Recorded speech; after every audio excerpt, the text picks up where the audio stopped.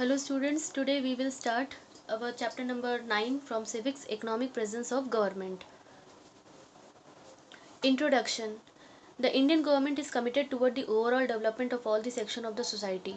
हमारी जो Indian government है वो हमारे सोसाइटी के हर सेक्शन का डेवलपमेंट करने का काम करती है।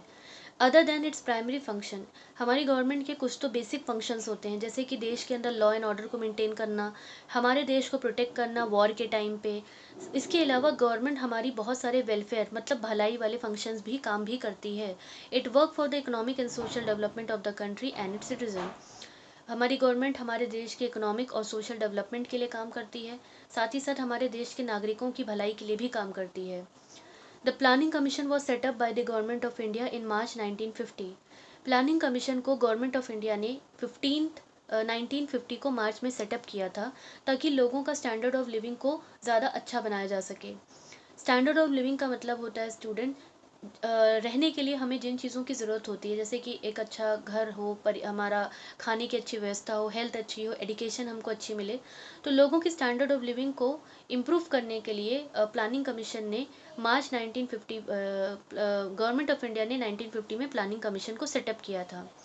इस प्लानिंग कमीशन का रोल क्या था? इसका रोल ये था, it was charge with the responsibility of assessing all the resources of the country. सबसे पहले तो प्लानिंग कमीशन की ये रिस्पॉन्सिबिलिटी थी कि ये देखेगी कि हमारे देश में कौन कौन से रिसोर्सेज अवेलेबल हैं, और उसके बाद इस तरीके के प्लान्स बनाएगी, क्रिएट करेगी, ताकि उन रिसोर्सेज का अच्छे से यूटिलाइजेशन, अच्छे से इस्तेमाल किया जा सके देश के लिए, देश के लोगों के लिए। पंडित जवाहरलाल नेहरू जो थे वो प्लानिंग कमीशन के फर्स्ट चेयरमैन थे। Through its 5 year plan, the planning commission presently known as NITI Aayog. Planning commission अपने हर 5 साल के प्लान्स बनाती है, और आज के टाइम पे हम प्लानिंग कमीशन को नीति आयोग के नाम से जानते हैं। इसका फुल फॉर्म है national institute for transforming India.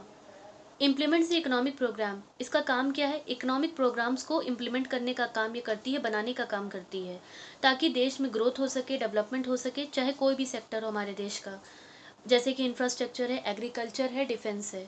Infrastructure का मतलब होता है स्टूडेंट, देश के डेवलपमेंट के लिए हमारे कंट्री को कुछ बेसिक चीज़ों की ज़रूरत होती है, जो किसी भी देश में ज़रूरी होनी चाहिए, जैसे कि रोड्स हो गई, रेलवे हो गया, या ब्रिजेस हो गए, या फिर पावर लाइन हो गई, इस तरह की, या बिल्डिंग्स हो गई, तो उसे हम इंफ्रास्ट्रक्चर कहते हैं।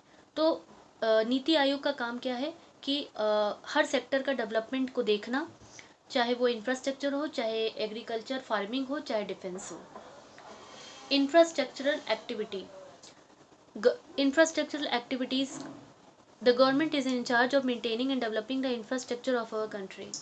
हमारी गवर्नमेंट का ये काम है कि वो हमारे देश का इंफ्रास्ट्रक्चर को डेवलप करती है और उसको बनाए रखती है, मेंटेन करे रहती है। System considered essential for enabling the functioning of economy, like road, sewage, water system, transportation, telecommunication, airport, utilities, education, healthcare, research and development and training facilities are the example of infrastructure. तो हमारा system जो है, government system जो है, तो economy के काम के लिए, हमारे देश को चलाने के लिए कुछ चीज़ों की जो ज़रूरत होती है वो हमारी गवर्नमेंट देखती है। और जो ज़रूरी चीज़ें हैं वो ये हैं, जैसे रोड, सीवेज, वाटर सिस्टम अच्छा होना चाहिए, हमारे यहाँ का ट्रांसपोर्टेशन हो गया, एयरपोर्ट हो गई, एजुकेशन हो गई, हेल्थ केयर हो गया। तो ये क्या है? इंफ्रास्ट्रक्चर के आपके एग्जाम्पल्स हैं। ट्रांसपोर्टेशन सबसे पहला, ट्रांसपोर्टेशन इज अ की component of economic development and human welfare. तो इकोनॉमी के लिए, डेवलपमेंट के लिए, और हमारे देश के डेवलपमेंट के लिए, और ह्यूमन वेलफेयर, इंसानों की भलाई के लिए सबसे पहला कंपोनेंट आता है ट्रांसपोर्टेशन। और ये आपकी इंडस्ट्री जो है वर्ल्ड वाइड, पूरे वर्ल्ड में सबसे ज़्यादा ग्रो हो रही है। सबसे पहला ट्रांसपोर्टेशन है एविएशन। एविएशन का मतलब हो गया, हम यहाँ पर हवाई जहाज़, प्लेन्स की बात कर रहे हैं। The aviation sector is a crucial channel for the economic growth, social development and tourism. तो एविएशन सेक्टर जो है इतना इम्पोर्टेंट क्यों है? क्योंकि इसकी वजह से हमारे देश में ग्रोथ हो रही है, सोशल डेवलपमेंट हो रहा है, और टूरिज्म सेक्टर भी बढ़ रहा है, क्योंकि टूरिस्ट भी एविएशन के ही रास्ते हमारे देश में आते हैं। The last few year have seen enormous growth in this sphere. पिछले कुछ सालों से इस सेक्टर ने काफ़ी ग्रोथ देखी है, specially in the 11th 5 year plan.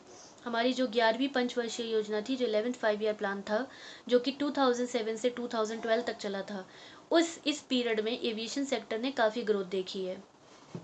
इसी पीरियड में 4 इंटरनेशनल बड़े बड़े प्रोजेक्ट्स भी हुए, कंप्लीट हुए। जो कि पब्लिक प्राइवेट पार्टनरशिप से कंप्लीट हुए। मतलब पब्लिक का मतलब हो गया गवर्नमेंट और प्राइवेट मतलब किसी प्राइवेट कंपनी की बात की जा रही है। डोमेस्टिक और इंटरनेशनल एयरपोर्ट अलग अलग मेजर मेजर बड़ी बड़ी शहरों में हमने देखे। फॉर एग्जांपल जैसे इंदिरा गांधी इंटरनेशनल एयरपोर्ट है, सुभाष चंद्र बोस एयरपोर्ट है। इंडिया की अगर हम बात करते हैं एविएशन मार्केट में क्या रैंक है, तो एविएशन मार्केट में इंडिया की 9th रैंक है, जिसमें कि इंडिया जो है 121 मिलियन डोमेस्टिक और 41 मिलियन इंटरनेशनल पैसेंजर को हैंडल करती है। डोमेस्टिक का मतलब हम अपने देश के अंदर की फ़्लाइट्स की बात कर रहे हैं। 21 मिलियन पैसेंजर्स को इंडिया हैंडल करता है। और इंटरनेशनली अगर हम बात करें तो 41 मिलियन पैसेंजर्स को इंडिया हैंडल करता है अपनी इंटरनेशनल फ़्लाइट से। सेकेंड ट्रांसपोर्टेशन है रोड। रोड एक बहुत ही बड़ा मेजर नेटवर्क है जिसकी वजह से ट्रेड व्यापार हो पाता है, ट्रांसपोर्टेशन एक जगह से दूसरी जगह आना हो पाता है, सोशल इंटीग्रेशन सोशल कॉन्टैक्ट बन पाते हैं और इकोनॉमिक डेवलपमेंट भी होता है। अगर हम रोड नेटवर्क की बात करते हैं तो रोड नेटवर्क कितना फैला हुआ है, 4.69 मिलियन किलोमीटर्स तक फैला हुआ है। और इंडिया की जो पोजीशन है वर्ल्ड में रोड नेटवर्क में वो है 3rd position. Out of this, the national highways constitute only 2% of the length, but bear almost 40% of the total traffic on Indian road. अगर हम इंडियन रोड्स की अपने इंडिया की जो रोड्स हैं उनकी बात करते हैं तो उसमें जो टोटल ट्रैफिक है वो कौन कवर अप कर रहा है, नेशनल हाईवे कवर अप कर रहे हैं। 40% ट्रैफिक जो है वो नेशनल हाईवे से ही कवर अप होता है। और नेशनल हाईवे को डेवलप करने की रिस्पॉन्सिबिलिटी किसकी है, गवर्नमेंट ऑफ इंडिया की। गवर्नमेंट ऑफ इंडिया ने बहुत सारे इनिशिएटिव, बहुत सारी पहल करी हैं, बहुत सारी चीज़ें उठाई हैं जिससे कि हमारा नेशनल हाईवे और ज़्यादा मजबूत हो सके। और वो किसकी मदद से हुआ है, नेशनल हाईवे डेवलपमेंट प्रोजेक्ट्स की मदद से। नेशनल हाईवे जो है टोटल लेंथ जो हमारे कंट्री को जो सर्व करता हुआ कितनी लेंथ को कवर अप करता है वो है 66,590 किलोमीटर। रोड नेटवर्क्स की बात की जाए तो रोड नेटवर्क्स में क्या क्या आ जाता है, नेशनल हाईवेज आ जाते हैं, एक्सप्रेस वे आ जाते हैं, state highway, district road, village road, ये सब हमारा रोड में आता है। थर्ड ट्रांसपोर्टेशन है पोर्ट्स। पोर्ट्स मतलब बंदरगाह, जहाँ पे जहाज़ जो होते हैं, शिप्स होते हैं, वो पाए जाते हैं। तो पोर्ट्स भी एक आपका ट्रांसपोर्टेशन है जिससे कि एक जगह से दूसरी जगह आपका सामान ट्रांसपोर्ट होता है। इंडिया की जो कोस्ट लाइन है, जो तट रेखा है, वो 7,517 किलोमीटर है। और इंडिया में अगर हम पोर्ट्स की बात करते हैं तो 200 से ज़्यादा पोर्ट जो है इंडिया के अंदर हैं। इंडिया का जो टेरिटोरियल वाटर है, मतलब जो पानी है, उसकी मदद से क्या होता है, जो बहुत सारे कार्गो शिप्स, जो सामान से भरे हुए शिप्स होते हैं, वो एक जगह से दूसरी जगह सेल करते हुए जा पाते हैं, ईस्ट एशिया, अमेरिका, यूरोप और अफ्रीका के बीच में। हमारे यहाँ 13 बड़े बड़े मेजर पोर्ट्स हैं और 200 जो हैं छोटे छोटे पोर्ट्स हैं। All port except the Ennore ports are administered by the government. Ennore port को छोड़ के बाकी सारे जितने भी पोर्ट्स हैं वो गवर्नमेंट ऑफ इंडिया एडमिनिस्टर्ड, मतलब वो देखती है। The participation of private sector in this sector has increase. साथ ही साथ एविएशन सेक्टर में बहुत सारी प्राइवेट कंपनियां जो हैं उनका भी पार्टिसिपेशन काफ़ी बढ़ चुका है। नेक्स्ट हमारा ट्रांसपोर्टेशन है इंडियन रेलवे। सबसे पहले इंडियन रेलवे जो है ब्रिटिशर्स ने ढूंढी थी, 1853 में उन्होंने फाउंड की थी। और जो पहली ट्रेन चली थी वो मुंबई से ठाणे के बीच में चली थी। और कितना डिस्टेंस कवर अप किया था उस ट्रेन ने, 33.8 किलोमीटर। इंडियन रेलवे जो है सबसे बड़ा नेटवर्क है। अगर हम ट्रांसपोर्टेशन में बात करें तो ट्रांसपोर्टेशन में Indian railway is one of the largest and the busiest rail network in the world. तो सबसे ज़्यादा बिजिएस्ट मतलब सबसे ज़्यादा बिजी रहने वाला और सबसे बड़ा नेटवर्क जो है ट्रांसपोर्टेशन का वो इंडियन रेलवे का है। और ये 63,000 किलोमीटर्स तक फैला हुआ है। 7,000 से भी ज़्यादा स्टेशन हैं। Indian railway daily every day मतलब डेली 12 मिलियन से ज़्यादा पैसेंजर्स को कैरी करके एक जगह से दूसरी जगह जाता है। अगर हम सबसे वर्ल्ड डेंसिएस्ट मतलब सबसे ज़्यादा घना भरा हुआ रेलवे रूट की बात करते हैं तो वो कौन सा है, हमारा मुंबई सबअर्ब रेलवे। ये वर्ल्ड का, पूरे विश्व का सबसे डेंसिएस्ट मतलब सबसे घना भीड़ भाड़ वाला रेलवे रूट है। Development and the maintenance of the railway is the sole responsibility of government. Railway का डेवलपमेंट करना, रेलवेज़ को मेंटेन करके रखना, ये पूरी जिम्मेदारी सरकार की है। लेकिन हालांकि कुछ प्राइवेट कंपनीज़ को, एजेंसीज़ को कुछ सर्विस करने का, कुछ काम करने का मौका इसमें दे दिया जाता है। नाउ नेक्स्ट सेक्टर, अभी तक हमने स्टूडेंट्स पढ़ा थे ट्रांसपोर्टेशन सेक्टर्स के बारे में पढ़ा। अब हमारा नेक्स्ट सेक्टर है power sector. India has the world fifth largest electricity generation capacity.